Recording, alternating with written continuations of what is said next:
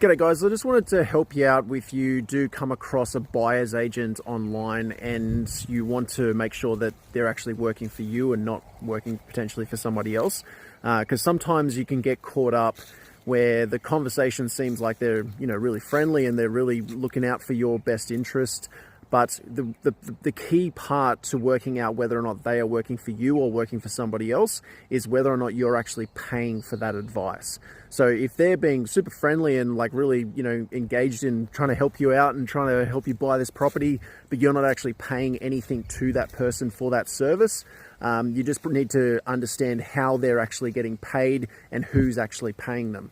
So if the seller's paying them, for example, if it's a sales agent, then obviously they're not working for you, they're working for the seller. They're working in the best interest of the seller. And so even if they're being super nice to you and always calling you back and trying to be your best friend, it doesn't mean that they're actually working in your best interest. The other scenario can sometimes be if they're getting paid for by the developer or the builder.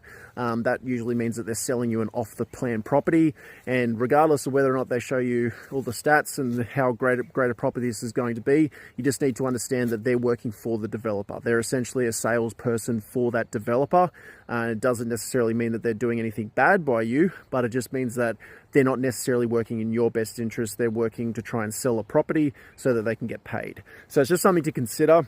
When you're working with a buyer's agent, how it normally works is you'll pay a fee so that they can look at your specific scenario, your portfolio, what you're trying to achieve, your goals and where you're trying to get to, and then work out a solution on what the next best step looks like. But the best part about it is because you're paying for that service, they're working in your best interest. They're not working in the interest of any salesperson or any seller or any developer or anything like that. They're working in your best interest and aiming to get the best possible result for you.